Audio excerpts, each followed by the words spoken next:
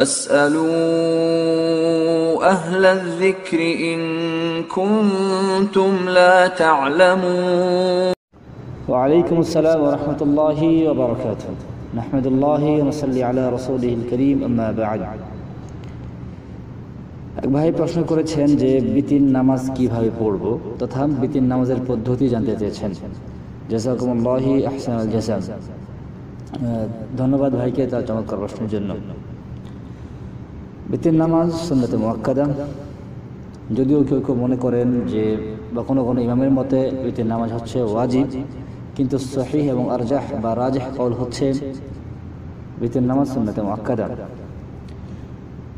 অথবা রাসূল করিম সাল্লাল্লাহু আলাইহি সাল্লাম এই নামাজের ব্যাপারে তার উম্মতদেরকে উদ্বুদ্ধ করেছেন, যেমনটি ইমাম আহমদ রাহিমাহুল্লাহ তাআলা তার মুসনাদে, আবু দাউদ, তিরমিজি, নাসাই, ইবনে মাজাহ এই সকল ইমামগণ তাদের বিভিন্ন হাদিস গ্রন্থে উল্লেখ করেছেন যে আলী রাদিয়াল্লাহু তাআলা থেকে বর্ণিত, তিনি বলেন قال رسول الله صلى الله عليه وسلم إن الله وتر يحب الوتر।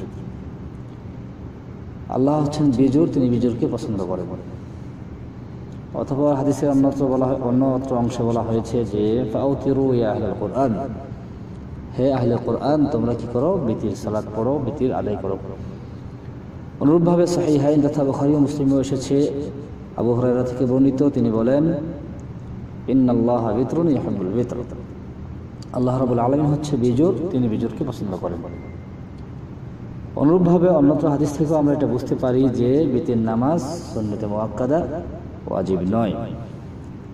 তবে এখানে একটি বিষয় বলার রয়েছে, সেটি হচ্ছে যে বর্তমান যে প্রজন্ম বা বর্তমান সময়ে আমরা অনেকেই হয়তো বিতির নামাজ সুন্নত বলে হয়তো একটু গুরুত্ব কম দিয়ে থাকি, কিন্তু যেটি সুন্নত ঘেটে জানা যায় বিভিন্ন হাদিস গ্রন্থ পাশাপাশি রাসূলের জীবদ্দশা থেকে শুরু করে সকল দিক থেকে যেটি জানা যায় বা বুঝতে পারি, সেটা হচ্ছে যে যদিও যে সুন্নতে মুআক্কাদা কিংবা সুন্নত, কিন্তু গুরুত্বের দিক থেকে কোনো অংশে কিন্তু অন্যান্য যে সুন্নতগুলো রয়েছে, অন্যান্য যে তাতাওয়াতগুলো রয়েছে, সেগুলো থেকে এটি অনেক উত্তম। যেমনটি বলা হয়ে থাকে যে আল বিতরু আফজালুস সালাতি মিন জামিই তাতাওয়াত আন-নাহার, বিতিরটি হচ্ছে সবচেয়ে উত্তম সালাহ অন্যান্য দিনের যে কোনো তাতাওয়াত বা সুন্নত নামাজ থেকে, যেমন সালাতুদ দুহা, ইশরাকের নামাজ, আরও যে সকল সুন্নত নামাজগুলো রয়েছে সেগুলো থেকে উত্তম। তো এখান থেকে স্পষ্টত হয় যে অবশ্যই আমাদের সকলের বিতির নামাজের প্রতি গুরুত্ব আরোপ করা উচিত এবং গুরুত্ব দেওয়া উচিত। এখন আসি যে বিতির নামাজ আমরা কয় রাকাত পড়ব, এর রাকাত সংখ্যা কতটি হতে পারে। আসুন দেখি রাসূল করিম সাল্লাল্লাহু আলাইহি সাল্লামের জীবদ্দশা থেকে আমরা কি জানতে পারি, তিনি কয় রাকাত বিতির পড়েছেন বা পড়েননি সে বিষয়গুলো জানি। এক্ষেত্রে বলতে গেলে যে বিষয়টি প্রথমেই বলতে হয় সেটি হচ্ছে যে বিতির নামাজের নির্দিষ্ট কোনো রাকাত সংখ্যা নেই, অর্থাৎ আপনি এক রাকাত থেকে শুরু করে বিজুর সংখ্যা তথা 3, 5, 7, 9 ইত্যাদি এই সকল রাকাতগুলো পড়তে পারেন। অর্থাৎ এখন অনেকেই হয়তো এক রাকাতের কথা শুনে ভাবতে পারেন যে এক রাকাত থেকে বিতির পড়া যায় বা এক রাকাত বিতির পড়লেও কি হবে। তাদেরকে বলতে চাই, জি ভাই, অবশ্যই এক রাকাত পড়লেও বিতির হবে, আর সেটা প্রমাণিত রাসূল করিম সাল্লাল্লাহু আলাইহি সাল্লামের হাদিস থেকেই। যেমনটা এসেছে সহিহ মুসলিমে, রাসূল করিম সাল্লাল্লাহু আলাইহি সাল্লাম বলেন আল বিতরু রাকআতান মিন আখিরিল লাইল, উল্লেখিত হাদিস থেকে প্রমাণ পাওয়া যায় যে বিতির রাকাত এক রাকাতও পড়া যায়। তবে উত্তম হচ্ছে বিতিরের নামাজ সালাতুল বিতির 11 রাকাত আদায় করা, যা রাসূল করিম সাল্লাল্লাহু আলাইহি সাল্লামের জীবদ্দশাতে রাসূল সাল্লাল্লাহু আলাইহি সাল্লাম করিয়েছেন, আর তা বর্ণনা করেছেন আমাদের উম্মাহাতুল মুমিনিন আয়েশা রাদিয়াল্লাহু তাআলা আনহার হাদিসে।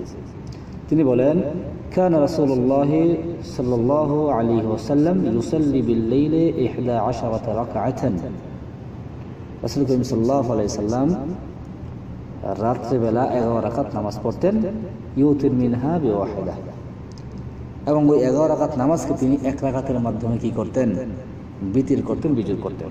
এখান থেকে স্পষ্ট হয় যে এক রাকাত পড়া যায় এবং রাসূল করিম সাল্লাল্লাহু আলাইহি সাল্লাম 11 রাকাত বিতির পড়তেন। এই হাদিসটি বর্ণনা করেছেন মুসলিম রাহিমাহুল্লাহ তাআলা। তবে একটি প্রশ্ন রয়ে যায়, তাহলে আমি কি 11 রাকাতের বেশি পড়তে পারবো না? তাদেরকে বলতে চাই, জি ভাই, আপনি 11 রাকাতের বেশি পড়তে পারবেন, অর্থাৎ আপনি চাইলে 13, 15, 17 আর বেশি পড়তে পারেন।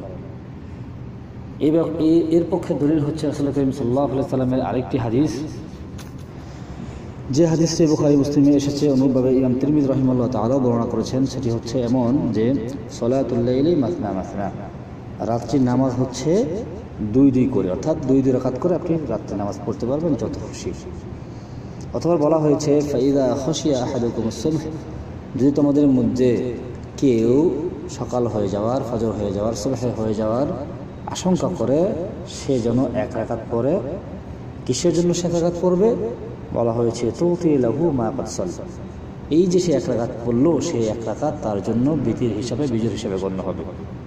তো এই দলিল থেকে বোঝা যায়, যেহেতু বলা হয়েছে মাসনা মাসনা, তাহলে আপনি 2 রাকাত করে আপনার ইচ্ছা অনুযায়ী আপনি 11 রাকাতের বেশিও কি করতে পারেন, বিতির নামাজ পড়তে পারেন। তাহলে আসুন এখন জেনে নেই কিভাবে আমরা বিতির নামাজ আদায় করব।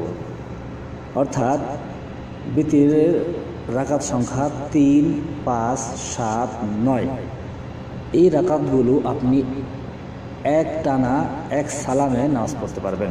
অর্থাৎ 3, 5, 7 এবং 9 এই সংখ্যক রাকাত যদি আপনি কি করেন, বিতির সালাত করেন, তাহলে 1 সালামই পড়তে পারবেন। এর বেশি যদি পড়তে চান তাহলে 2 রাকাত করে আপনাকে সালাম ফেরাতে হবে, অতঃপর 1 রাকাত পড়ে আপনাকে বিজোর করতে হবে, বিতর করতে হবে।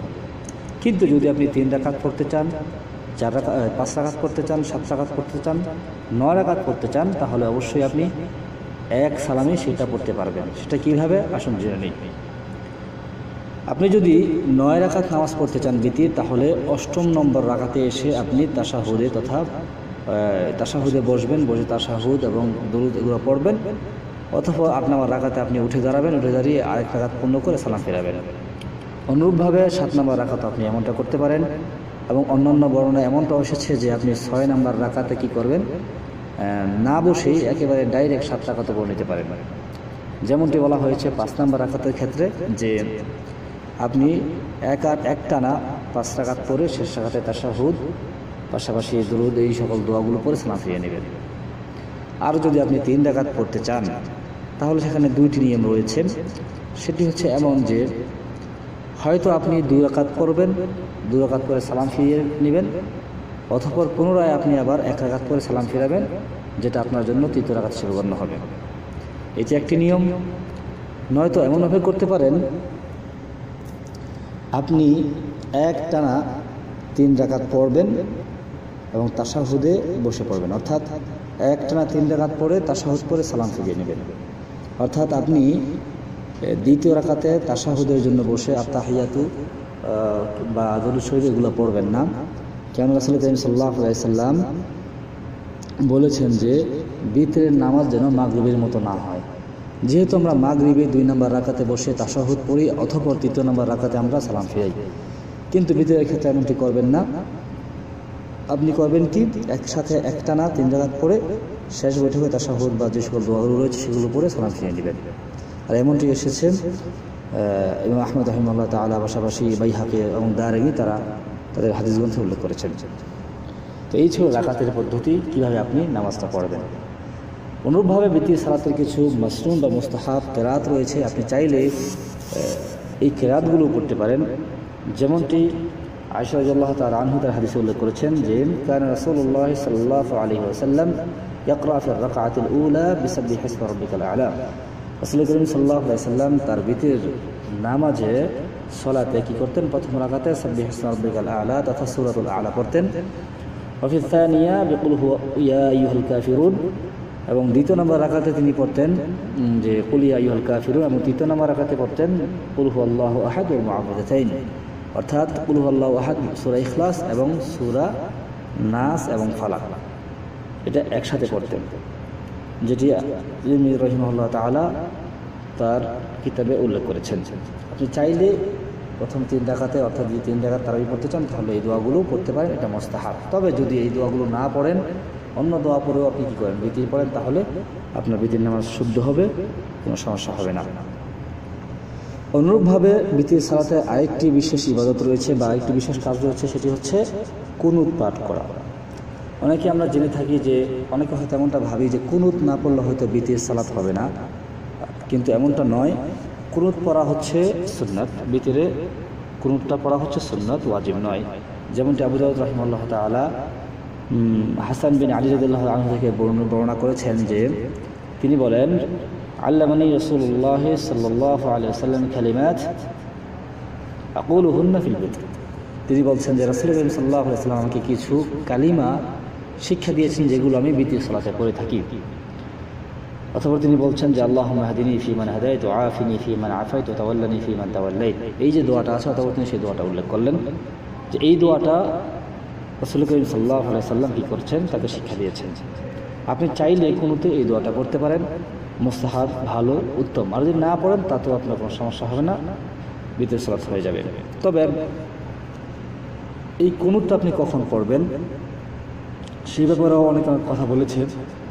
তবে ইমাম মালিক রাহিমাহুল্লাহ তাআলা তার মুওয়াত্তাত এবং মিশকাতের 1294 নম্বর হাদিসের ভাষ্য অনুযায়ী যেটা বুঝতে পারি সেটা হচ্ছে যে এই যে দোয়া কুনুত রয়েছে সেটা রুকুর আগে, তথা কিরাত শেষ করে রুকুর আগেই আপনি কী করতে হবে, পড়তে পারবেন। তবে যদি আপনি চান যে না আমি রুকু করার পরে পড়ব, সেটাও করতে পারেন। অনুরূপভাবে আপনি যদি চান যে দোয়াতে অর্থাৎ এই কুনুতের ক্ষেত্রে আপনি হাত তুলবেন, সেটাও করতে পারেন। এমনকি হাত না তুলেও আপনি করতে পারেন, এতে কোনো প্রবলেম নেই, সমস্যা নেই। দুটারই প্রমাণ রয়েছে, দুটাই সিদ্ধ। অনুরূপভাবে আপনি যদি আরেকটি বিষয় দেখা যায় যে কুনুতের ক্ষেত্রে কুনুত শেষ হওয়ার পর, দোয়ায় কুনুত শেষ করার পর আমরা মুখে হাত মুছি, মুখে হাত লাগাই, এটা আসলে শুধুমাত্র সাব্যস্ত নয়, এটা সালাফ থেকে প্রমাণিত নয়।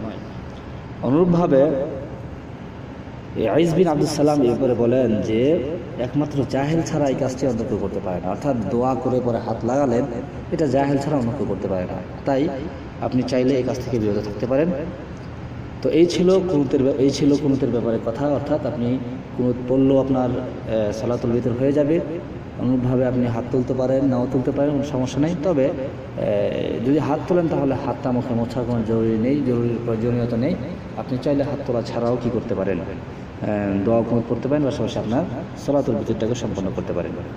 পরিশেষে বলতে চাচ্ছি যে আল্লাহ রাব্বুল আলামিন আমাদের সকল ইবাদতগুলো কবুল করুন।